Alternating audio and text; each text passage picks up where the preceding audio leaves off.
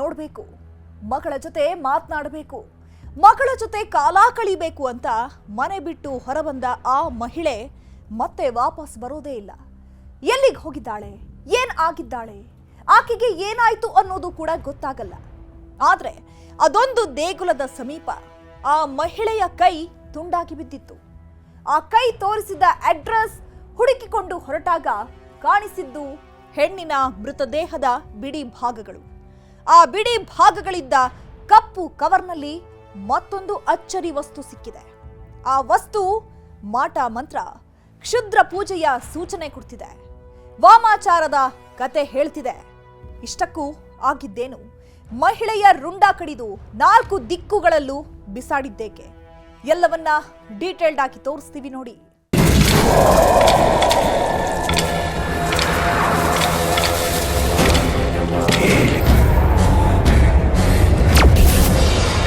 ನಿಂಬೆ ಹಣ್ಣು, ಅರಿಶಿಣ, ಕುಂಕುಮ, ವಿಭಿನ್ನವಾದ ರಂಗೋಲಿ ಹಾಕಿ ಪೂಜೆ ಮಾಡಿದ್ರೆ ಮುಗೀತು, ವಿಶೇಷವಾದ ಶಕ್ತಿ ಸಿಗತ್ತೆ, ಕೇಳಿದ್ದು ಫಲಿಸತ್ತೆ ಅನ್ನೋದು ಕೆಲವರ ಲೆಕ್ಕಾಚಾರ.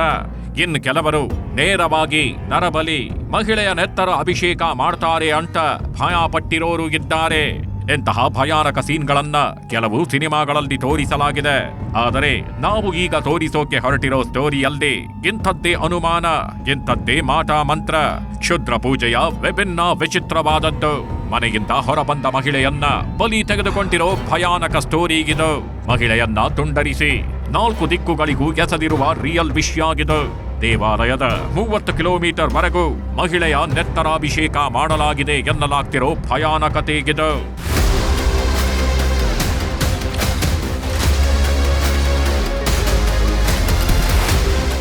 ಒಂದು 2-3 ಕಿಲೋಮೀಟರ್ ಟುವರ್ಡ್ಸ್ ಅಗ್ರಿಕಲ್ಚರ್ ಫೀಲ್ಡ್ಸ್ ನಮಗೆ 4 ಕಡೆ ಹ್ಯೂಮನ್ ಬಾಡಿ ಪಾರ್ಟ್ಸ್ ಸಿಕ್ಕಿದೆ.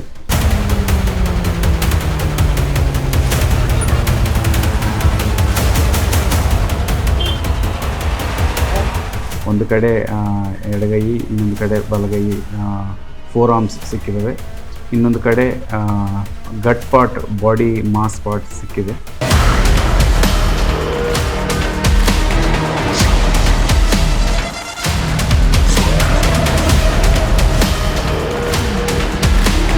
ಕನ್ಕ್ಲೂಸಿವ್ ಆಗಿ ಅದು ಲೇಡಿಯ ಮೇಲ್ ಅನ್ನೋದು ಹೇಳಕ್ಕೆ ಬರಲ್ಲ, ಬಟ್ ಆದರೂ ನಮಗೆ ಪ್ರೈಮಾ ಫೇಸಿ ಫಿಮೇಲ್ ಬಾಡಿ ಥರ ಅನಿಸ್ತಾ ಇದೆ.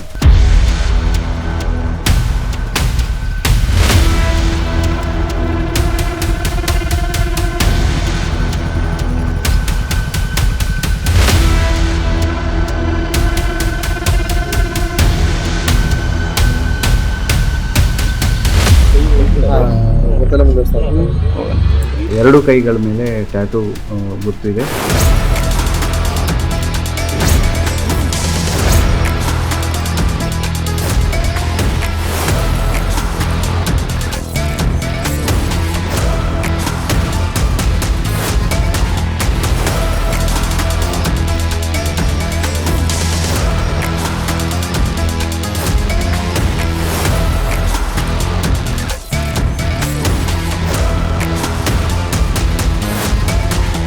ನೋಡಿ, ಈ ದೃಶ್ಯಗಳನ್ನ ಒಮ್ಮೆ ಸರಿಯಾಗಿ ನೋಡಿ.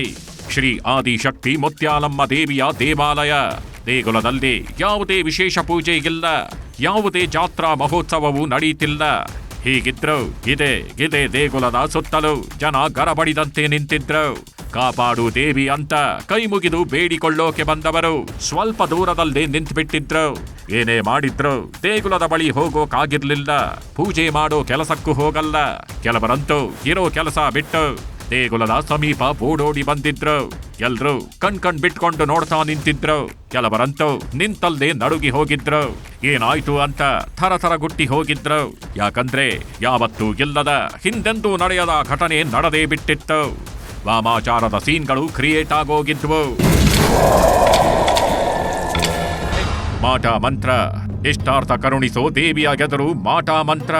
ದುಷ್ಟ ಶಕ್ತಿಗಾಗಿ ದುಷ್ಟರ ಕೆಲಸವೇ ಇದು ಅಂತ ಎಲ್ಲರೂ ದೂರದಿಂದಲೇ ನಿಂತು ನೋಡ್ತಿದ್ರು. ಆದಿಶಕ್ತಿ ಮುತ್ಯಾಲಮ್ಮನ ಸನ್ನಿಧಿ ಬಳಿ ಓಡೋಡಿ ಬಂದಿದ್ದಾಗಿನ್ ಕೆಲವರು ಪೊಲೀಸ್ ಠಾಣೆಗೆ ಫೋನ್ ಮಾಡಿದ್ರು. ಸರ್, ಇಲ್ಲಿ ನಡಿಬಾರದು, ನಡೆದ್ಬಿಟ್ಟಿದೆ, ಸ್ಪಾಟ್ಗೆ ಬಂದು ನೋಡಿದ್ರೆ ನೀವೇ ಶಾಕ್ ಆಗೋದು ಪಕ್ಕ, ಬೇಗ ಬನ್ನಿ ಅಂತ ಮನವಿ ಮಾಡಿಕೊಂಡಿದ್ರು. ಸ್ಥಳೀಯರ ಮನವಿಯಂತೆ ಸ್ಪಾಟ್ಗೆ ಒಂದಿಬ್ಬರು ಪೊಲೀಸರು ಆಗಮಿಸ್ತಾರೆ. ಆದ್ರೆ ಸ್ಥಳಕ್ಕೆ ಬಂದ ಪೊಲೀಸರು ಸ್ಥಳೀಯರು ಹೇಳಿದಂತೆ ಶಾಕ್ ಆಗಿ ಹೋಗಿದ್ರು. ಅದಿಬ್ಬರು ಪೊಲೀಸರು ಇಡೀ ಪೊಲೀಸ್ ಠಾಣೆಯನ್ನೇ ಆದಿಶಕ್ತಿ ಮುತ್ಯಾಲಮ್ಮನ ದೇಗುಲದ ಸಮೀಪ ಕರೆಸ್ಕೊಳ್ತಾರೆ. ಇದೇ ಸಮಯದಲ್ಲಿ ಸೋಕೋ ಟೀಮ್ ಅನ್ನು ಕರೆಸಲಾಗುತ್ತೆ. ಸ್ಪಾಟ್ಗೆ ಬರ್ತಾಗಿದ್ದಂತೆ ಪೊಲೀಸರು ಹಾಗೂ ಸೋಕೋ ಟೀಮ್ ಅದಾಗಲೇ ಕೆಲಸ ಶುರು ಮಾಡಿ ಬಿಡ್ತಾರೆ.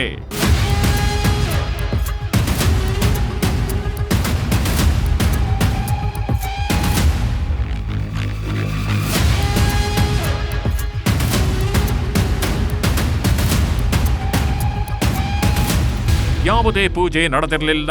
ಮಾಟ ಮಂತ್ರದ ಯಾವ ರಂಗೋಲಿಯೂ ಇಲ್ಲಿ ಹಾಕಲಾಗಿರಲಿಲ್ಲ. ಬದಲಿಗೆ ಪೊಲೀಸರಿಗೆ ಕಾಣಿಸಿದ್ದು ದೇವಾಲಯದ ಸ್ವಲ್ಪ ದೂರದಲ್ಲೇ ಬಿದ್ದಿದ್ದ ಕಪ್ಪು ಬಣ್ಣದ ಕವರ್ಗಳು, ಗಿಡಗಳ ಮಧ್ಯೆ ಬಿದ್ದಿರೋ ಮತ್ತದೇ ಪ್ಲಾಸ್ಟಿಕ್ ಕವರ್ಗಳು. ಈ ಎಲ್ಲ ಕಪ್ಪು ಬಣ್ಣದ ಕವರ್ಗಳನ್ನ ಓಪನ್ ಮಾಡಿ ನೋಡಿದಾಗಲೇ ಇಲ್ಲಿ ಏನೋ ನಡೀಬಾರ್ದು ನಡೆದುಬಿಟ್ಟಿದೆ. ರಾತ್ರೋರಾತ್ರಿ ಹೆಣ್ಣಿನ ಬಲಿಯಾಗಿದೆ ಅನ್ನೋದು ಗೊತ್ತಾಗತ್ತೆ. ಯಾಕಂದ್ರೆ ಕಪ್ಪು ಬಣ್ಣದ ಪ್ಲಾಸ್ಟಿಕ್ ಕವರ್ಗಳಲ್ಲಿ ಕಾಣಿಸಿಕೊಂಡಿದ್ದು ಹೆಣ್ಣಿನ ಕೈಗಳು. ತುಂಡು ತುಂಡು ಮಾಡಿ ಕವರ್ನಲ್ಲಿ ಹಾಕಿ ಬಿಸಾಡಲಾಗಿದ್ದ ಕೈಗಳವು.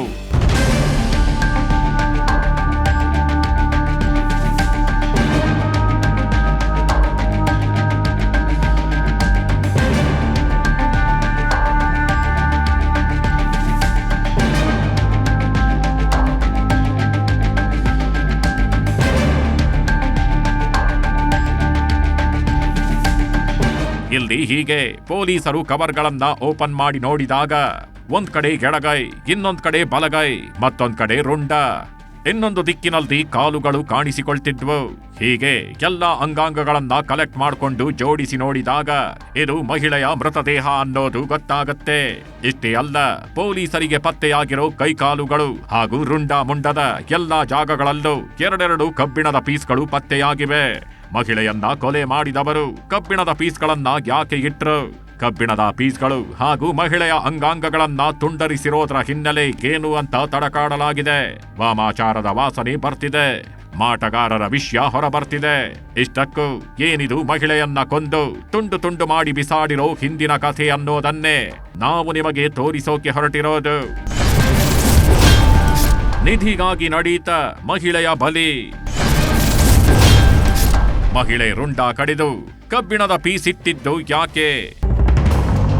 ಫುಲ್ ಗಾಬರಿಯಿಂದ ಜನ ಹಿಂಗ ನಿಂತ್ಕೊಂಡು ನೋಡ್ತಿರೋದು ತುಮಕೂರಿನ ಕೊರಟಗೆರೆ ತಾಲೂಕಿನ ಹೊಳವನಹಳ್ಳಿ ಹೋಬಳಿಯ ಚಿಂಪುಗಾನಹಳ್ಳಿ ಹೊರವಲಯದ ಶ್ರೀ ಆದಿಶಕ್ತಿ ಮುತ್ಯಾಲಮ್ಮ ದೇವಿ ದೇವಾಲಯ ಸಮೀಪದಲ್ಲಿ. ಈ ದೇಗುಲದ ದೇವಿಯೇ ಇಲ್ಲಿನ ಸತ್ಯವನ್ನ ಹೊರಗಿಟ್ಲು. ನಿಗೂಢವಾಗಿ ನಡೆದು ಹೋಗಿರೋ ಕ್ರೌರ್ಯವನ್ನ ಎಲ್ಲರ ಮುಂದಿಟ್ಲೋ ಏನೋ.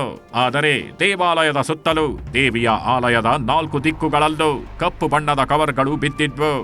ಆ ಕವರ್ಗಳಲ್ಲಿ ಮಹಿಳೆಯ ಕೈಕಾಲುಗಳಿದ್ವು. ಆ ಕೈಕಾಲುಗಳ ಜೊತೆ ಎರಡೆರಡು ಕಬ್ಬಿಣದ ಪೀಸ್ಗಳಿದ್ವು. ನೋಡಿ, ಮುತ್ಯಾಲಮ್ಮ ದೇವಾಲಯದ ಬಳಿ ಮೊದಲು ಕತ್ತರಿಸಿದ ಒಂದು ಕೈ ಪತ್ತೆಯಾಗತ್ತೆ. ನಂತರ ಆ ಜಾಗದಿಂದ ಪರಿಶೀಲನೆಗಿಳಿದ ಪೊಲೀಸರು ಹಾಗೂ ಸೋಕೋ ಟೀಮ್ಗೆ ಸುಮಾರು 1 ಕಿಲೋಮೀಟರ್ ದೂರದಲ್ಲಿ ರಸ್ತೆಯ ಬದಿಯಲ್ಲಿಯೇ ಮತ್ತೊಂದು ಕೈ ಸಿಗತ್ತೆ.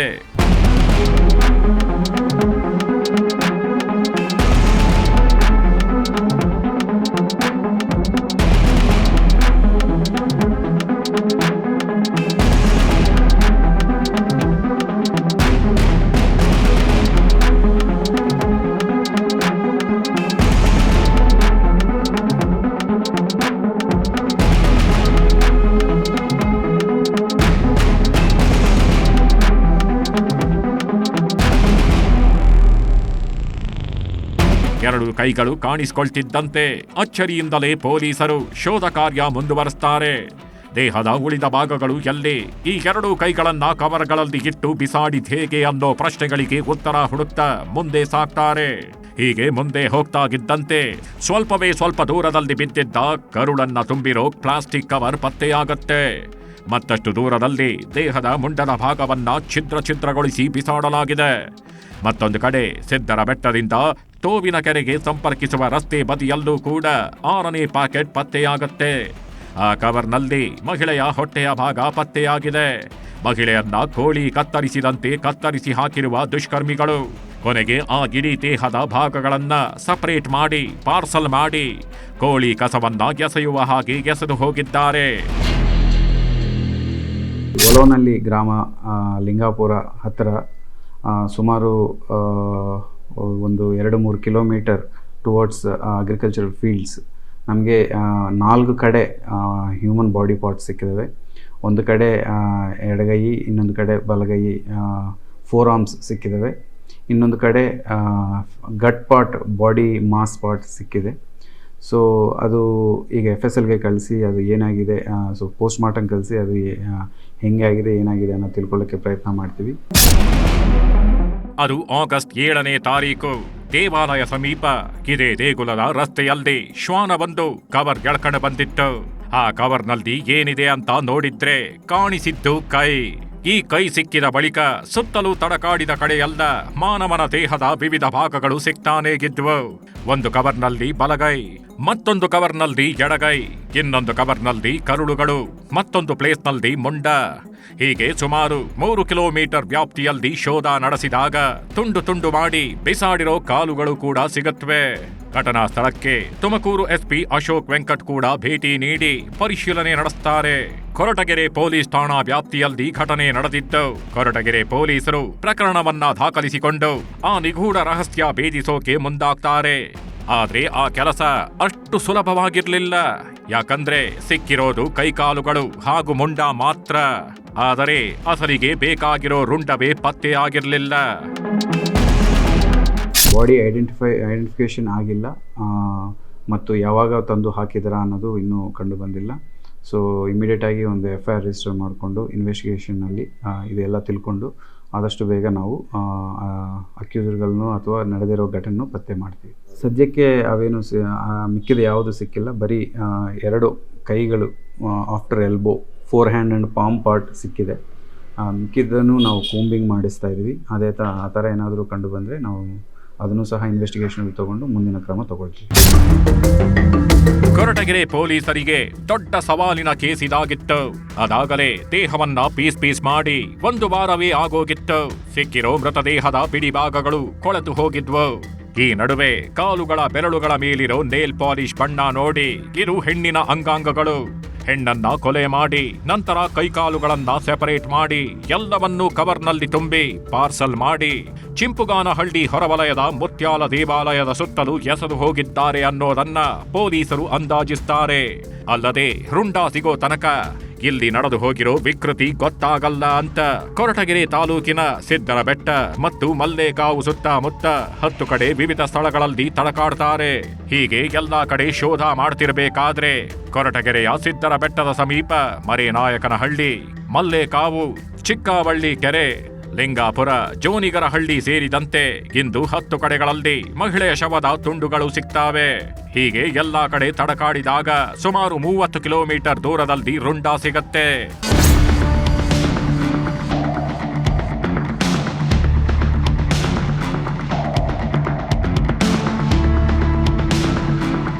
ರುಂಡ ಸಿಕ್ತಾಗಿದ್ದಂತೆ ಇಡೀ ಕೇಸಿಗೆ ಬೇಗ ಸಿಕ್ಕಂತಾಗಿತ್ತು.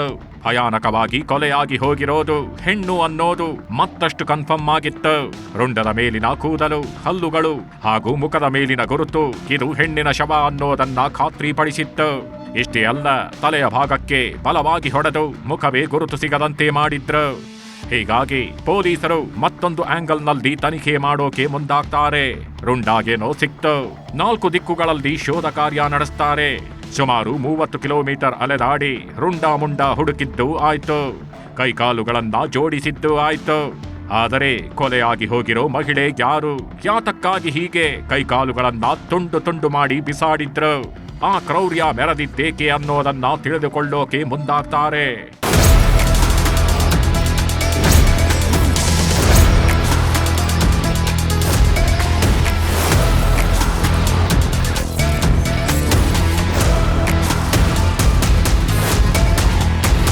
ಫೋರ್ ಹ್ಯಾಂಡ್ ಮೇಲೆ 2 ಕೈಗಳ ಮೇಲೆ ಟ್ಯಾಟೂ ಗುರ್ತಿದೆ. ಆದಷ್ಟು ಬೇಗ ನಾವು ಅದು ಪಬ್ಲಿಕ್ ಮೀಡಿಯಾ ಅನೌನ್ಸ್ ಮಾಡಿ ಅದು ವೈಡ್ ಪಬ್ಲಿಸಿಟಿ ಕೊಟ್ಟು ಈ ಥರ ಯಾರಾದರೂ ಇದ್ದರೆ ಐಡೆಂಟಿಫೈ ಮಾಡೋಕ್ಕೆ ಪ್ರಯತ್ನ ಮಾಡ್ತೀವಿ. ಆ್ಯಂಡ್ ಈಗಾಗಲೇ ನಮ್ಮ ಹತ್ರ ಮಿಸ್ಸಿಂಗ್ ಕೇಸಸ್ ಆಗಲಿ, ಅಕ್ಕಪಕ್ಕ ಜಿಲ್ಲೆಗಳಲ್ಲಿ ಮಿಸ್ಸಿಂಗ್ ಕೇಸಸ್ ಆಗಲಿ, ಗಡಿಭಾಗದಿರುವ ರಾಜ್ಯ ಆಂಧ್ರದಿಂದ ಆಗಲಿ, ಸೊ ನಾವು ಮಿಸ್ಸಿಂಗ್ ಕೇಸಸ್ ತೊಗೊಂಡು ಅವೆಲ್ಲ ವೆರಿಫೈ ಮಾಡಲಾಗುತ್ತೆ. ಫ್ಯಾಮಿಲಿ ಮೆಂಬರ್ಸ್ಗೂ ಸಹ ಈ ಐಡೆಂಟಿಫಿಕೇಷನ್ ಮಾರ್ಕ್ಸ್ ತೋರಿಸ್ತೀವಿ. ಹಂಗೇನಾದರೂ ಕಂಡು ಬಂದರೆ ನಾವು ಅವರು ಇಮಿಡಿಯೇಟಾಗಿ ಅವರು ಆ ಡೈರೆಕ್ಷನಲ್ಲಿ ಇನ್ವೆಸ್ಟಿಗೇಷನ್ ಮಾಡ್ತೀವಿ. ಎಸ್, ಪ್ಲಾಸ್ಟಿಕ್ ಕವರ್ನಲ್ಲಿ ಸಿಕ್ಕಿರೋ 2 ಕೈಗಳ ಮೇಲೂ ಹಚ್ಚೆಗಿತ್ತು. ಕೈಗಳು ಇನ್ನೇನು ಕೊಳೆಯುವ ಸ್ಥಿತಿಯಲ್ಲಿದ್ರು. ಕೈಗಳ ಮೇಲಿನ 2 ಟ್ಯಾಟುಗಳು ನೀಟಾಗಿ ಕಾಣಿಸಿದ್ವು.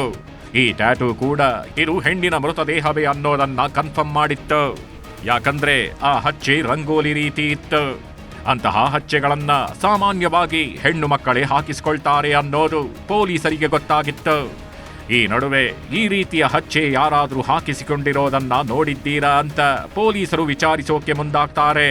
ಅಟ್ ದಿ ಸೇಮ್ ಟೈಮ್ ಬೇರೆ ಸ್ಟೇಷನ್ಗಳಲ್ಲಿ 1 ವಾರದೊಳಗೆ ಯಾವುದಾದ್ರೂ ನಾಪತ್ತೆ ಪ್ರಕರಣಗಳು ದಾಖಲಾಗಿದ್ವಾ ಅಂತ ಚೆಕ್ ಮಾಡ್ತಾರೆ. ಹಾಗೆ ಪರಿಶೀಲನೆ ಮಾಡ್ತಿದ್ದಂತೆ ಪೀಸ್ ಆಗಿರೋ ಹೆಣ್ಣು ಮಗಳು ಯಾರು ಅನ್ನೋದು ಗೊತ್ತಾಗತ್ತೆ. ತುಮಕೂರು ತಾಲೂಕಿನ ಬೆಳ್ಳಾವಿ ಠಾಣೆಯಲ್ಲಿ 1 ನಾಪತ್ತೆ ಪ್ರಕರಣ ದಾಖಲಾಗಿರುತ್ತೆ. ಆ ನಾಪತ್ತೆ ಕೇಸ್ ಸ್ಟಡಿ ಮಾಡಿದಾಗ ಬೆಳ್ಳಾವಿಯಲ್ಲಿ ನಾಪತ್ತೆ ಆಗಿರೋ ಮಹಿಳೆ, ಎಲ್ಲಿ ಭಯಾನಕವಾಗಿ ಕೊಲೆಯಾಗಿ ಹೋಗಿರೋ ಮಹಿಳೆ ಇಬ್ಬರು ಒಬ್ಬರೇ ಅನ್ನೋದು ಕನ್ಫರ್ಮ್ ಆಗತ್ತೆ. ಆ ನತದೃಷ್ಟ ಹೆಣ್ಣು ಈಕೆಯೇ ನೋಡಿ.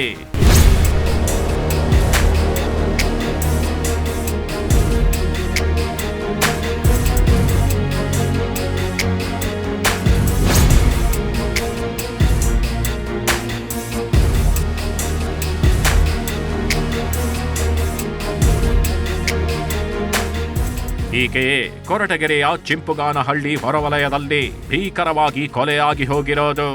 ಈಕೆಯೇ ಅನ್ಯಾಯವಾಗಿ ಪೀಸ್ ಆಗಿ ಹೋಗಿರೋದು. ಈ ಮಹಿಳೆಯೇ ವಿಕೃತ ಮನಸ್ಸಿನ ಕ್ರೂರಿಯ ಕೈಗೆ ಸಿಲುಕಿ ಕಸದ ವಸ್ತುವಂತೆ ಆಗಿರೋದು. ಈಕೆಯ ಹೆಸರು ಲಕ್ಷ್ಮೀ ದೇವಮ್ಮ, 42 ವರ್ಷ ವಯಸ್ಸು. ತುಮಕೂರು ತಾಲೂಕಿನ ಬೆಳ್ಳಾವಿಯ ನಿವಾಸಿ. ಮದುವೆಯಾಗಿ 3 ಗಂಡು ಮಕ್ಕಳಿದ್ದಾರೆ. ಆ 3 ಗಂಡು ಮಕ್ಕಳು ಕಾಲೇಜಿಗೆ ಹೋಗ್ತಿದ್ದಾರೆ. ಹೀಗಾಗಿ ಲಕ್ಷ್ಮೀ ದೇವಮ್ಮ ಜೀವಂತವಾಗಿ ಇದ್ದಿದ್ರೆ ವರಮಹಾಲಕ್ಷ್ಮಿ ಮುಂದೆ ದೀಪ ಹಚ್ಚಿ ಪೂಜೆ ಮಾಡ್ತಿದ್ಲೇನೋ, ಕುಟುಂಬದ ಜೊತೆ ಚೆನ್ನಾಗಿಯೇ ಇರ್ತಿದ್ಲೇನೋ. ಈವರೆಗೆ 11 ಸ್ಥಳಗಳಲ್ಲಿ ಪತ್ತೆಯಾಗಿರುವ ಮಹಿಳೆಯ ಅಂಗಾಂಗಗಳ ಜೊತೆಗೆ 2 ಕಬ್ಬಿಣದ ಪೀಸ್ಗಳು ಪತ್ತೆಯಾಗಿವೆ. ಹಾಗೂ ಒಂದರಲ್ಲಿ ಮಾತ್ರ 3 ಕಬ್ಬಿಣದ ಪೀಸ್ಗಳು ಸಿಕ್ಕಿವೆ ಎಂಬ ಸ್ಫೋಟಕ ವಿಚಾರ ಬೆಳಕಿಗೆ ಬಂದಿದೆ. ಜೊತೆಗೆ ಹಂತಕನ ಜಾಡು ಹಿಡಿದು ತನಿಖೆ ನಡೆಸುತ್ತಿರುವ ಪೊಲೀಸರಿಗೆ ಘಟನಾ ಸ್ಥಳದಲ್ಲಿ ಪತ್ತೆಯಾಗಿರುವ ಎವಿಡೆನ್ಸ್ಗಳು ಈ ಕೃತ್ಯ ವಾಮಾಚಾರಕ್ಕೆ ಆಗಿರಬಹುದು ಎಂಬ ಹೊಸ ಅನುಮಾನ ಹುಟ್ಟುಹಾಕಿದೆ. ಇಷ್ಟೆಲ್ಲ ನಡೆದಿರೋದು ನಿಧಿಗಾಗಿ ಅನ್ನೋ ಚರ್ಚೆ ಶುರುವಾಗ್ಬಿಟ್ಟಿದೆ.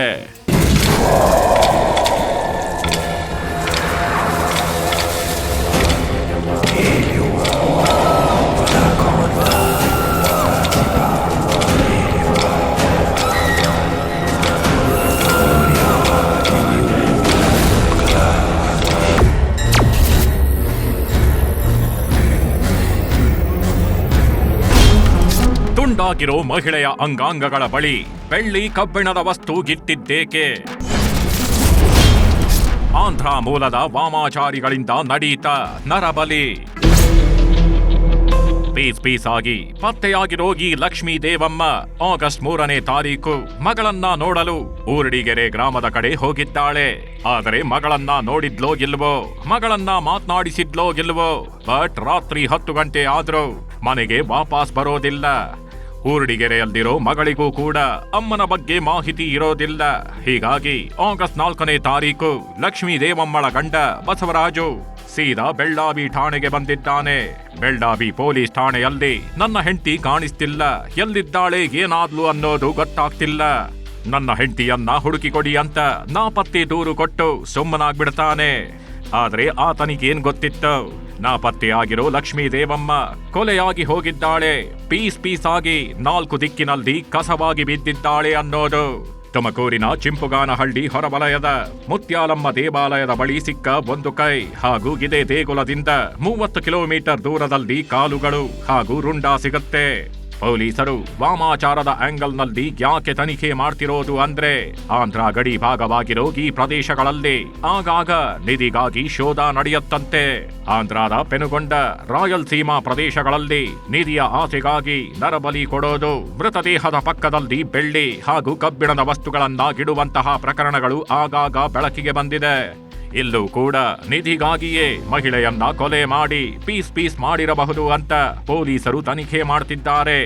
ನಿಧಿಗಾಗಿ ಮಹಿಳೆ ಬಲಿ ಕೊಟ್ಟಿರಬಹುದು ಅಂತ ಆಂಧ್ರ ಮೂಲದ ವಾಮಾಚಾರಿಗಳ ಬೆನ್ನ ಹಿಂದೆ ಪೊಲೀಸರು ಬಿದ್ದಿದ್ದಾರೆ. ವಾಮಾಚಾರ ನಡೀತ ಪೀಸ್ ಮಾಡಿ 4 ದಿಕ್ಕಲ್ಲಿ ಬಿಸಾಡಿದ್ದೇಕೆ?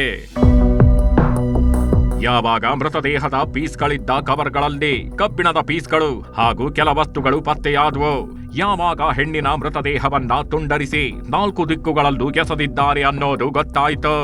ಎಲ್ಲಿ ವಾಮಾಚಾರ ನಡೆದಿದೆ ಅನ್ನೋ ಪ್ರಶ್ನೆ ಹುಟ್ಕೊಳ್ಳುತ್ತೆ. ಕೊರಟಗೆರೆ ಕ್ಷೇತ್ರದ 4 ದಿಕ್ಕಿನ ರಸ್ತೆ ಬದಿಗಳಲ್ಲಿ ಶವದ ತುಂಡುಗಳನ್ನ ಹಾಕಿರುವ ಹಿಂದೆ ಮಾಟ ಮಂತ್ರದ ಹೊಗೆ ಎದ್ದೇಳ್ತಿದೆ. ಅದರಲ್ಲೂ ಶಕ್ತಿ ದೇವಿಯ ದೇಗುಲದ ಸುತ್ತಲೂ ಇಂತಹ ಘಟನೆ ನಡೆದು ಬಿಟ್ಟಿದೆ. ಮಹಿಳೆಯನ್ನ ನಿಗೂಢವಾಗಿ ಕೊಲೆ ಮಾಡಿ ಮೃತದೇಹದ ಬಿಡಿ ಭಾಗಗಳನ್ನ ಬಿಸಾಡಿದ್ದಾರೆ. ಹೀಗಾಗಿ ಇದು ಕಿಡಿಗೇಡಿಗಳ ಕೆಲಸನ ಅಥವಾ ವಾಮಾಚಾರಕ್ಕೆ ನಡೆದ ಕೃತ್ಯಾನ ಅನ್ನೋ ಅನುಮಾನ ಶುರುವಾಗಿದೆ. ಈಗಾಗಲೇ ಪೊಲೀಸರಿಗೆ ಸುಳಿವು ಸಿಕ್ಕಿದೆ. ಹತ್ಯೆ ಹಿಂದಿನ ಸತ್ಯ ಕೆದಕ್ತಿದ್ದಾರೆ. ಈಗಾಗಲೇ 12 ವ್ಯಕ್ತಿಗಳನ್ನ ಕರೆದು ಪೊಲೀಸರು ವಿಚಾರಣೆ ನಡೆಸಿದ್ದಾರೆ. ಮತ್ತೊಂದ್ ಕಡೆ ಗಂಡನ ಬಳಿಯೂ ಹೇಳಿಕೆ ಪಡೆಯಲಾಗಿದೆ. ಈ ಲಕ್ಷ್ಮೀ ದೇವಮ್ಮ ಕುಟುಂಬಸ್ಥರ ಜೊತೆ ಹೇಗಿದ್ಲು, ಈಕೆಯ ಹಿನ್ನೆಲೆ ಏನು, ಏನಾದ್ರೂ ಕಿತಾಪತಿ ಮಾಡಿಕೊಂಡಿದ್ಲ ಅಂತೆಲ್ಲ ಪೊಲೀಸರು ಮಾಹಿತಿ ಕಲೆ ಹಾಕಿದ್ದಾರೆ. ಇಷ್ಟೇ ಅಲ್ಲ, ಇದು ಲಕ್ಷ್ಮೀ ದೇವಮ್ಮನ ಮೃತದೇಹವ.